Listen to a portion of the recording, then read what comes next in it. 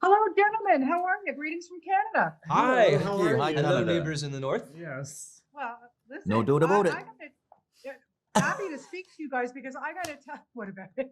I gotta tell you, I don't say it that way, by the way. This series was outstanding from beginning to end. You guys tap yourselves on the back. You were all fantastic.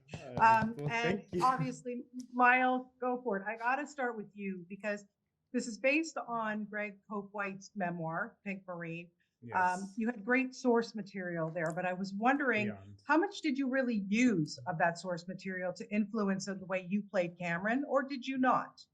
Yeah, no, I mean, I definitely did. When I was auditioning for the show, I was trying not to get too attached to it because I loved it so much, and I was afraid that at the last second, it was going to be pulled out from under me. Yeah. So I didn't read the book during that, but as soon as I booked it, I immediately started reading the book, and I was very lucky. I have two dogs that I was bringing with me to New Orleans to film, and they wouldn't allow me to take two dogs on the plane, and I was trying to figure out a way to get them there. And production was like, hey, so he's going to fly on the same day as you, and he's willing to take Crouton on your behalf. Oh, I've nice. also never met him before. So literally, like the day I was leaving, I met Greg at the airport. He took Crouton for me, and then we had a lot of time before the flight, and had a really lovely conversation. And he was so open with his story, and also telling me that he wanted this to be Cameron's story, not Greg's story, Yeah. and that there was plenty of freedom to discover new things. And I never felt pressure to make this some sort of carbon copy of exactly what he experienced. Yeah. That being Yeah. said, he's like the ultimate resource to have to ask, like, what was this actually like, and how did you Right. actually feel? It's like, yeah, it's such a rare experience to have firsthand knowledge like that. Mhm. I can imagine. And it's so compelling. And Liam, I want to talk to you a little bit about the training because I felt like I was there with you. Like here you are, three actors who I don't really think you go through that kind of physical boot camp in your real lives. Like maybe you No. do. I don't know. You're Mhm. on great shape. But I mean, this Marines, it's intense. There's no question. So, Liam, I want to ask you about that because not just the physical and mental training, but then bonding with your fellow actors because at the end of the day, this has to be a close knit group of guys. Absolutely. I mean, I think a huge part of it was that we had very little lead time to prepare for the show.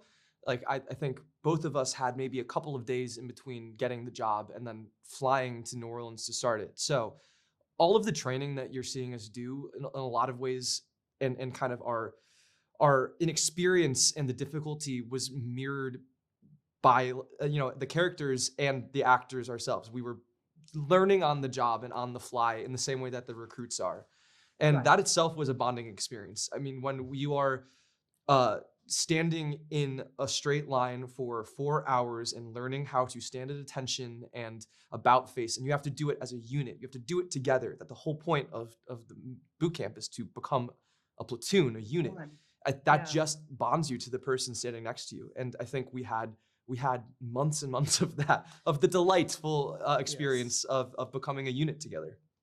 Oh, it was amazing to watch. Like the choreography. I mean, you guys all had it down. It was absolutely amazing.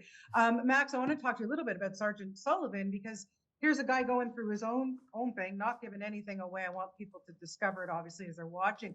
But he's so intense. He's got this job. He's got this internal thing going on. Mm. How did you wrap your mind around playing a guy like this? Because it's not easy, I don't think. Yeah, I mean, it was a gift, really. Reading the script, the more and more rounds I did in the audition, the more of the script that sort of got fed to me.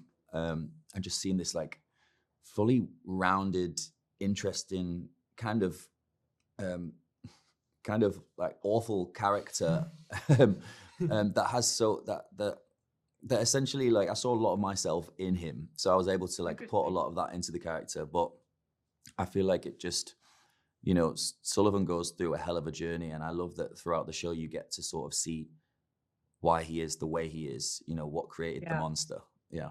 Absolutely. And just to wrap it up, Miles, what are the advantages of being bald? Because when we actually saw you Yes. guys, I'm sorry, like I got a nice head of hair. I don't think I could have done that. I'm not gonna lie, the advantages are plenty. They are. First off, if you have psoriasis, it'll go away. I can attest to that. It's very You can feel the wind on your hair. You don't have to think your head. You don't have to think about washing your hair. It's like there's no time in the morning. It's like actually so freeing.